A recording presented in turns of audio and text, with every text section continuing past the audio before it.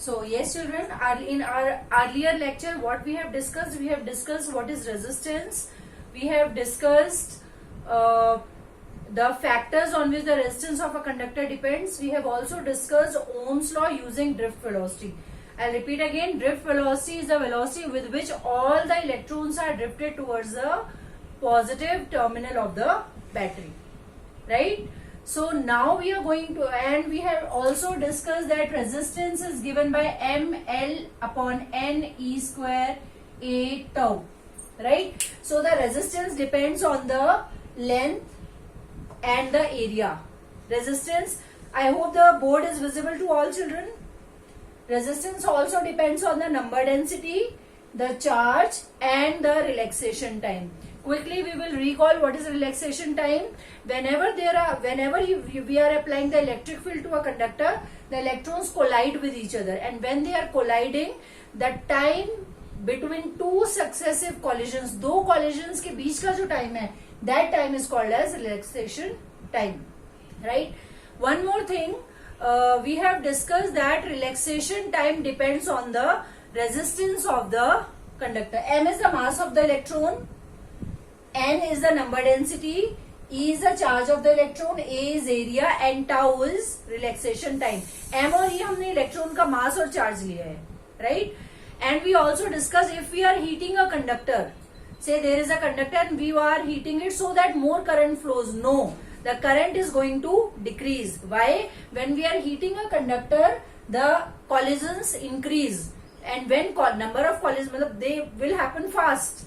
And when collisions will be fast, relaxation time will decrease. जल्दी जल्दी collision होगा तो दो collision के बीच का time भी decrease हो जाएगा. And when relaxation time is decreased, resistance of a conductor increases. With this, we are going to discuss the temperature dependence of resistivity. We also discussed that resistivity is R into A by L, right? R into A by L. Resistivity or specific resistance is the resistance of a conductor whose length is 1 meter and area is 1 meter square. Right children? So this is the resistivity of the conductor.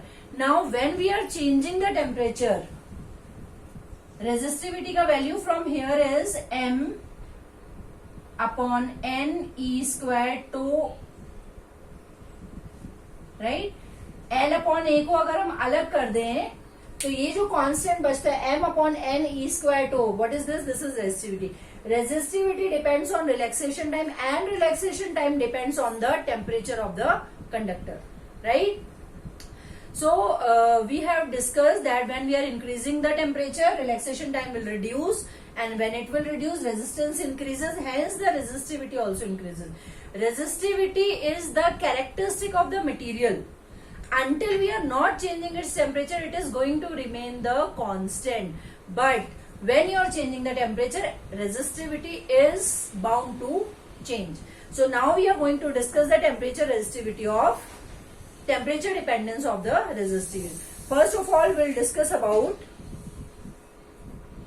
yes, metals. Number one, metals.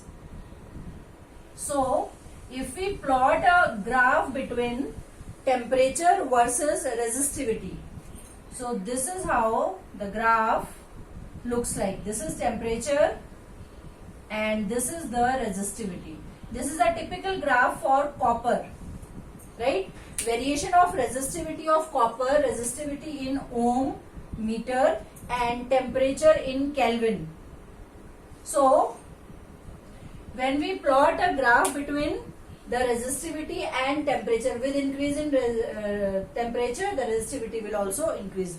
This is a typical graph for copper. So for metals, that is how the resistivity changes with temperature, right? Coming to the next, resistivity of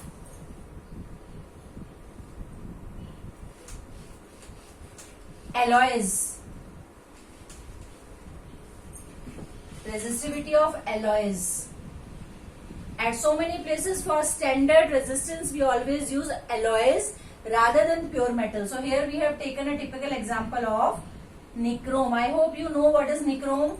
Nichrome. It has nickel, iron, chromium as the constituents, right?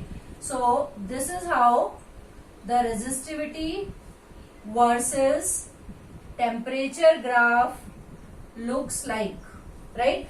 Nichrome will have some specific value of resistivity, we denoted by rho naught. इतना resistivity होगा ही, temperature is not going to change that fixed value, and beyond that, with increase in temperature, the resistivity will also increase. This is a special graph for, typical graph for nichrome, right? Now coming to the third category of elements. We have studied about metals, we have also studied about alloys. Now we will come to the third category of elements, that is semiconductors. Semiconductors, we have a separate chapter for it, but for now, with increase in temperature, resistivity of metals increases. With increase in temperature, resistivity of alloys increases. But with increase in temperature, the resistivity of semiconductors decreases. This is a special feature of semiconductors, right? So when we plot a graph for any semiconductor,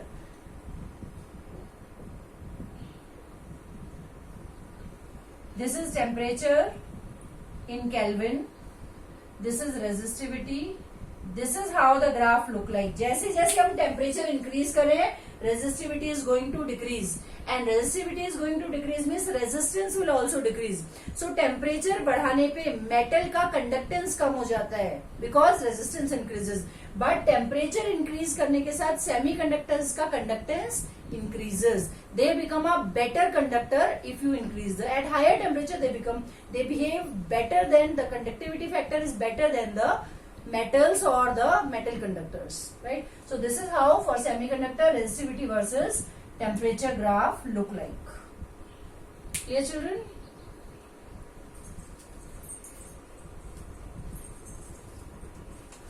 So now we have a mathematical relation also. Same type of relation you have studied in 11th also, right? For resistance,